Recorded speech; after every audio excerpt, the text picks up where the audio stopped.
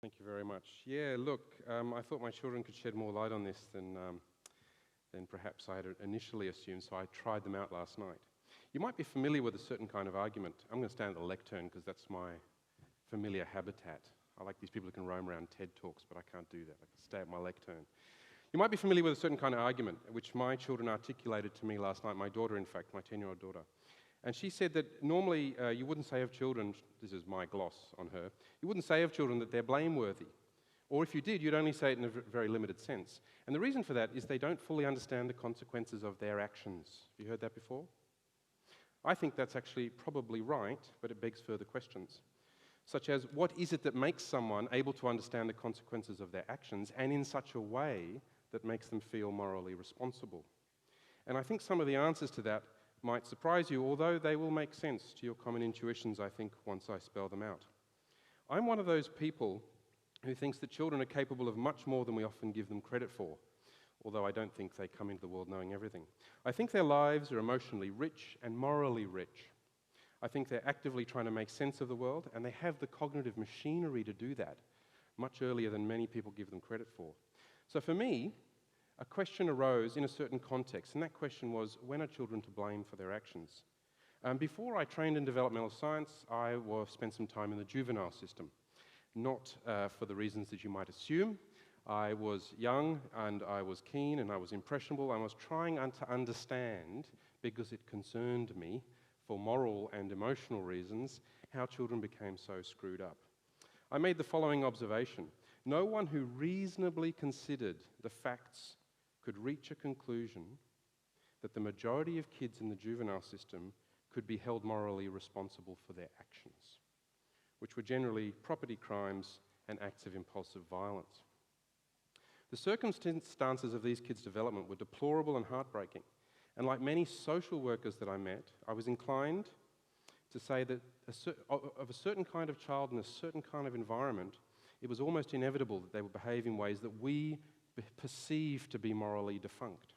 That is to say, their actions were often objectively bad, but I don't think it's fair to say of them that they were fully responsible for the kinds of actions that they undertook. Another way to put this is to say that they didn't really choose their actions. There was a certain tragic determinism about their circumstances. However, I was not comfortable to say to the children themselves that they were not responsible for their actions, whether morally or not. Like the policemen and women that I met, unlike the social workers, I was inclined to say that these kids needed to accept responsibility for their actions. I'd go further, in fact. My intuition told me that to withhold responsibility was actually to do these children a disservice. The actions came from them and were an expression of their person and were often objectively bad. So to disconnect those actions from the kids' agency seemed a terribly irresponsible thing to do. And that, for me, was the paradox. My naive resolution of the paradox was to say to myself that I can say of them that they're not morally responsible, but they shouldn't say, and I say shouldn't, say of themselves that they are without responsibility. So personally, I felt there was a need to hang on to this notion of responsibility.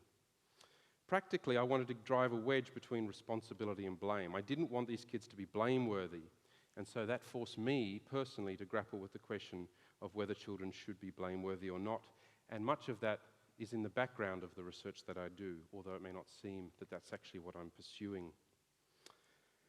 I suppose what I think is that we need to figure out how we can work with children to increase their independence such that they develop in a way that builds in them a strong sense of autonomy and well-being. Now, I'm not a philosopher, but I'm going to have to stray into some philosophical territory, I'm afraid to say, which is one of the reasons I'm going to depend on my notes, like any good student. To unpack the consequences of my line of thinking, I had to become uncomfortable. I wanted to first present you with some of the ideas that I've had to grapple with, so you can see where I'm coming from. You need to just take on quickly some enduring and important ideas in moral philosophy. And then I'll talk to you about a big part of the picture of children's moral development that I think is missing. It's assumed, but it's often not examined or explained. So I just want to say some things about some theories that people have had about moral responsibility. There's a very strong tradition in philosophy that places our native capacity for empathy at the heart of the moral system by which we live. Crudely put, and it is crude, the core idea is that empathy gives rise to a fundamental insight about, for example, another person's suffering or their condition based on the circumstances that we apperceive. Now, Darwin was aware of this, and it played a central role in his theory of morality, which some of you might know that he actually had. Armed with this capacity, and he says up here, he gives a little explanation of what sympathy is. It's hard for me to read it here. Sympathy lies in our strong retentiveness of former states of pain and pleasure. Hence, the sight of another person's enduring hunger, cold, fatigue revives in us some recollection of the states which are painful even in the idea. We are thus impelled to relieve the suffering of another, etc., etc. So armed with this capacity, an ordinary person like you or me, growing up in a normal, supportive family, the argument goes, has access in a way that feels emotionally compelling to the experience of others. So the argument goes that ultimately it is these sentiments that form the basis of the strong claims that moral obligations seem to have on us. David Hume, Charles Darwin, Adam Smith, and others have sentimentalist theories of morality, and I think they're very popular and appealing to people's intuitions. We've even had a US president recently say that that there's an empathy deficit, and the implication being that if we were all more empathic, we would all be more moral, in a good sense. That empathy is essential for morality is a popular notion, and it seems to have some pretty credible intellectual pedigree. It also seems to present a mechanism for understanding what is good or bad for another person. The major sentimentalist theories of morality, however, don't say that empathy is morality, but they do see it as an important step towards moral behaviour. Nevertheless, we can ask, are children empathic? Are young children genuinely empathic? Can they judge what is good or bad for another person? And how do these capacities improve and grow with development? In contrast to sentimentalism, and lecture in philosophy is almost over, there are accounts of morality that stress our duties and obligations.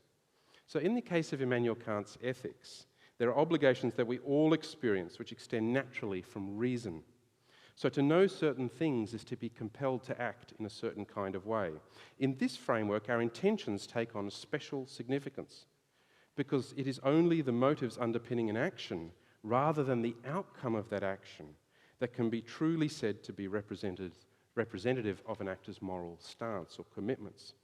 So today I think it's fair to say, when I survey current moral philosophy and some psychology, it's fair to say that most moral philosophers would maintain, or at least start from the premise, that moral responsibility is a property experienced by rational agents acting on free will. So if we're not rational agents, we're not going to act, and we can't act on free will, then we can't be blameworthy or praiseworthy. And there's a lovely quote here that I just want to read to you from Christine Korsgaard to flesh that out a little bit. To be rational is to have a certain form of consciousness, namely consciousness of the grounds of your beliefs and actions, so that you are aware of the things that prompt you to believe and act as you do, and therefore have the capacity to evaluate those grounds and assess them and decide whether they are good reasons or not. When rational agents act, it's presumed that they can do so on the basis of free will, okay? Especially if they have time to deliberate or think about their action. And we can just illustrate some of these ideas very quickly and pragmatically. If a bird flies into my office and causes havoc, the bird is not morally responsible for that. He might have been acting on free will, but he's not morally responsible in the sense that he's not a rational agent in the terms that I've just defined it. If I commit a murder while I'm asleep, equally, it's hard to maintain that I'm morally responsible for that. Okay? I was not necessarily acting on free will because I was unconscious. And a lot of philosophy unpacks where the limits of blameworthiness lie. So that is to say, moral responsibility is a property of a special kind of organism. For an animal who is motivated to do and avoid certain actions depending on whether or not they can be morally justified, must see himself as faced with the problem of justifying his actions in the first place, and must be motivated to do what he judges to be right by the fact that this solves his problem. I think that's beautifully put by Christine Korsgaard. So perhaps children simply can't be said to be faced with a problem of justifying their actions in the first place. So they're not morally responsible and not blameworthy. I think empirical psychology and careful observation have yielded some pretty fascinating responses to this issue, so I just want to rifle through some of these. So here is a little boy watching someone else in distress. It's fairly clear that he's feeling sad. And one of the questions is, for what reason is he feeling sad? Is he just himself sad contagiously because the other person is sad? Or is he taking on the perspective of the other person? It turns out that children feel empathy, they act on empathy, they understand the reasons for empathic feelings, they understand moral domain, they understand that certain transgressions are moral and others are not, and they're able to do this all in their ordinary life from the age of about 3 to 4 years of age. Now, the great Swiss philosopher Piaget was more focused on intentions. And what he asked is, who is naughtier? Chris, who breaks 1 cup doing something naughty, or Billy, who breaks 15 cups accidentally? And this seems to have a fairly obvious answer. The answer is usually that under 7, Billy is judged to be naughtier because he's done more harm, whereas Chris is not as naughty because he only broke 1 cup. And from this, it has been extrapolated that children don't understand intentions. But of course, this is a bad experiment. Let's do some more systematic thinking. If we compare someone who breaks 1 cup doing something naughty with someone who breaks 15 cups doing something, with someone who breaks 1 cup doing something accidentally, then we're in a sense holding the outcome constant and modifying the intentions. And what we learn from this is even at 4 and 5 years of age, children are tracking these intentions. And they're quite remarkable. Here's an experiment we did. Here we gave them information about a certain person. This is Johnny. Johnny's reading a book. And another boy named Alan is sitting next to him trying to do a puzzle. Now, Johnny can go over and help Alan do the puzzle. He can be a nice sort of kid. He can do 2 nice things and 1 neutral thing, or he can do 2 naughty things and 1 neutral thing. Now, it turns out that if you're 4 years of age, the last thing that is done, if it's positive, it leaves you with an enduring trace of positivity. The person is a nice person. But if the last thing you do is neutral, you don't have a strong view on whether that person is nice or nasty. By 6 years of age, it doesn't matter in which order children receive this information. They are drawing conclusions about personality. If you are on average naughty, they see you as a naughty person. If you are on average nice, they see you as a nice person. So if we look across this evidence in light of key assumptions about moral responsibility, I think it's a fairly obvious conclusion that should be gotten, which is that by 7 or 8 years of age, children are very emotionally and cognitively sophisticated. Typically developing children are able to make core insights that are relevant to moral considerations. Now, we could get bogged down on whether children act on free will or not, but I'll leave that to philosophers. I would prefer to turn the issue of whether children are responsible or not on its head and ask a different kind of question, which is, in what ways can we interact with children to increase their sense of moral responsibility or cultivate in them moral commitments? So that is to say, how can we promote in the child a sense that he or she is faced with the problem of justifying his or her actions in the first place? And I don't think this is an all or nothing state, but I think it's a question that the law has thought about much more carefully than psychology. So here is a case from the Supreme Court of the US, and they make 3 points. Children have a limited control over their environments. A child's character is not well formed as an adult's. His traits are less fixed, and his actions are less likely to be evidence of irretrievable depravity.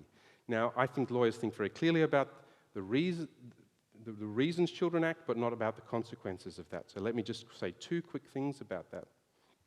If we focus on this first point, a child's character is not as well formed, something remarkable, psychological, happens at about 8 or 9 years, which is the child starts to conceive of him or herself in a temporally extended way. They get commitments to plans and certain aspirations for their life, often which are shared by their parents, that we call, I think, a sense of self. And that self is an objective thing on which they can provide a commentary. It can be good, it can be bad, it can have good outcomes, it can have bad outcomes, it can have good wishes or negative wishes. There was also a practical change, is that we expect more responsibility for children as they get older, right? And in giving children the freedom to act, we are handing them the responsibility which we then expect of them. It's slightly circular. So in the context of being a person who now sees himself as an agent who can be judged to be good or bad, to have responsibility for your actions actually has very profound consequences for where you see your responsibilities. And Aristotle understood this. Aristotle understood that if we put children in situations and circumstances which require them to act virtuously, they will act virtuously. And I think that is a big idea that we don't fully accept and understand. Thanks.